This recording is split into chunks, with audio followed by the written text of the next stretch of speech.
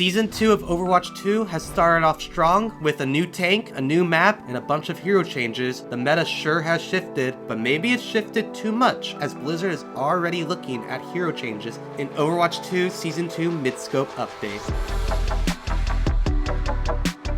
The first hero looking at some changes is Doomfist. Doomfist was buffed immensely at the beginning of Season 2, and he landed a little bit too strong after all those buffs. His rocket punch cooldown has been increased from 3 seconds to 4 seconds. For his power block, the minimum damage mitigated has been increased from 80 to 100 to get that empowered rocket punch. And his passive, the best defense, temporary health has been reduced from 40 to 35. So it seems like they're targeting Doomfist's survivability and movement. Moving on to Orisa. Orisa is going to receive some minor buffs, mostly coming to her ultimate. Terra Surge, her ultimate now pierces through barriers, so no more Reinhardt's being able just to pop their barrier and not take any damage from Orisa ult. It will now hit everybody. And her augmented fusion driver, her autos. The fall off projectiles have been increased from 15 to 25 meters, so her autos will be doing more damage even after the 15 meter mark now.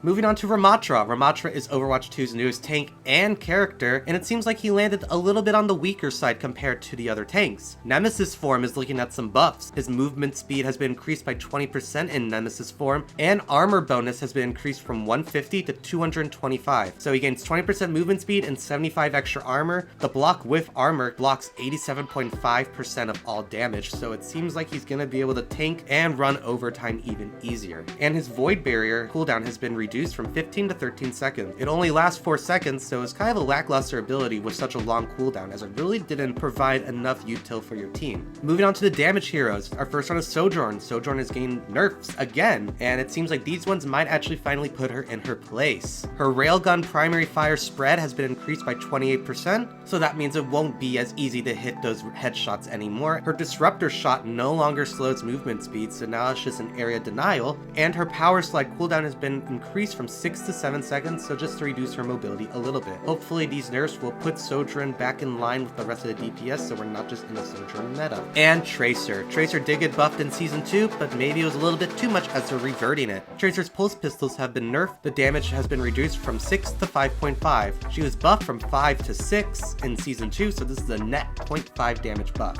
And the support heroes. The biggest support hero changes are coming to Ana. Ana's biotic rifle damage and healing has been increased from 70 to 75, so she can now 2-shot Tracer and 3-shot any heroes below 225 health, which is greatly needed for Ana in a 5v5 meta. And her biotic grenade, the effects have been increased from 3 to 4 seconds, so you're nanoed for 1 second longer and you're boosted for 1 second longer. And the final hero change coming in this Midscope update is Kiriko. Kiriko's protection Suzu has been nerfed a little bit. The invulnerability duration has been reduced from 1 to 0.85 seconds. Well, those are all of the hero changes coming to Overwatch 2 Season 2 Midscope update. What are you thinking that these patch notes changes will address? Will Doomfist fall out of the meta after only being in it for a week? Let us know in the comments below, and thank you so much for watching.